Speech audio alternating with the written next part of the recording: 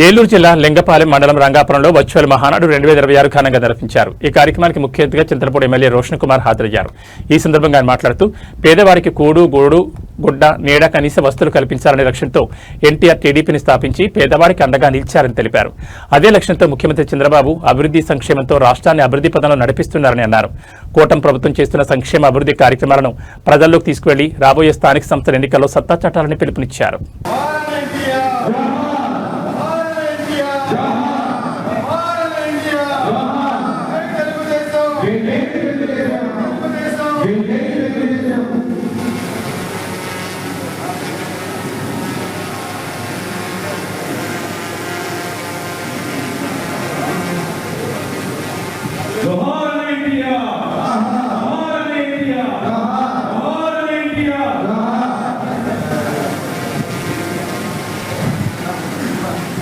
గ్రామ పంచాయతీ ప్రెసిడెంట్ గారు కూడా 1 వచ్చి ఇక్కడ పోతోటి నివాళులు అర్పించాల్సిందిగా కోరుతున్నాం.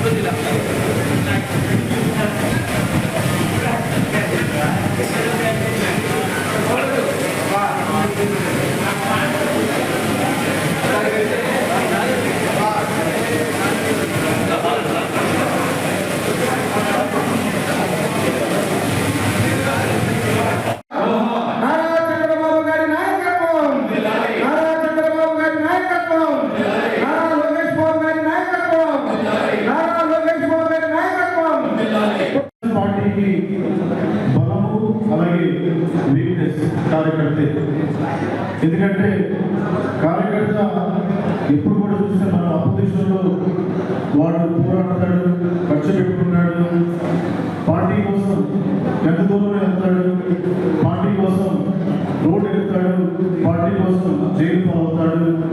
అదే పార్టీ కోసం అవసరమైతే ప్రాణాలను అర్పించే విలువైన కార్యకర్త ఒక తెలుగుదేశం పార్టీకి ఉంది.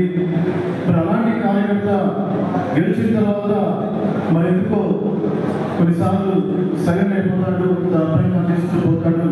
కానీ పార్టీ సంక్షోభంలో ఉన్నా, పార్టీ ఇబ్బందులు ఉన్నా, పార్టీకి ఏదో కూడా మరి కార్యకర్త వాడే ముందు నుంచి మరి పార్టీ కోసం కష్టపడి అలా జెండాని పాటించే ఏకైక వ్యక్తి తెలుగుదేశం పార్టీ కార్యకర్త.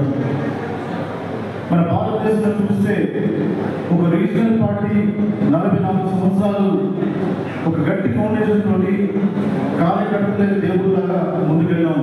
ఒక తెలుగుదేశం పార్టీనే సాధ్యం. అలాంటి కార్యకర్తని అధినేతగా చేయడం లోకేష్ గారి లక్ష్యం.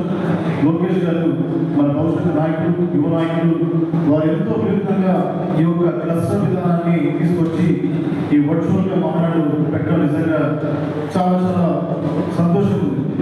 నేను ఆలోచించాను, ఇదేంటి చాలా మంది అన్నారు మండల స్థాయిలో పెడితే బాగుంటుంది, మరి ఎందుకు క్లస్టర్ స్థాయిలో పెడుతున్నారని చెప్పి చాలా మందికి డౌట్స్ వచ్చాయి. ఎందుకు ఇది అనుకున్నాను, నాకే వచ్చింది ఎందుకు పెడుతున్నాడు క్లస్టర్ స్థాయిలో అనుకున్నాను. కానీ దీన్ని బాగా లోతుగా ఆలోచిస్తే క్లస్టర్ స్థాయిలో పెట్టడం ఏమవుతుందంటే, నిజంగా నేను ఎమ్మెల్యే గెలిచిన తర్వాత నేను కొంతమంది కలిసి ఉండొచ్చు, కలవపోయొచ్చు, కొందరి మధ్యలో నాకు కొందరికి గ్యాప్ ఉండొచ్చు, కమ్యూనికేషన్ కానివ్వండి, లేకపోతే యాక్సెస్ కానివ్వండి, ఇంకోటి ఉండొచ్చు. మరి ఎమ్మెల్యే గెలిచిన తర్వాత మరి అన్ని మండలాల్లో కూడా నేను బిల్లులో పోవచ్చు, గ్రామస్థాయిలో బిల్లులో పోవచ్చు. కానీ క్లస్టర్ విధానం తీసుకొచ్చినప్పుడు వర్చువల్ మహానాడుగా పెట్టినప్పుడు నిజంగా ఒక పెద్ద గ్రూప్ నుంచి చిన్న గ్రూప్ వచ్చి ఎక్కువ ఇంట్రాక్షన్ జరుగుతూ ఉంది. అంటే నాయకులతోటి కార్యకర్తలతోటి ఆ గ్యాప్ లేకుండా వాళ్ళతో కమ్యూనికేట్ అయ్యేసరికి చాలా ఫ్రీ అయిపోతూ ఉంది. నాకు ఇది చాలా చాలా యూజ్ అయ్యింది అవుతుంది.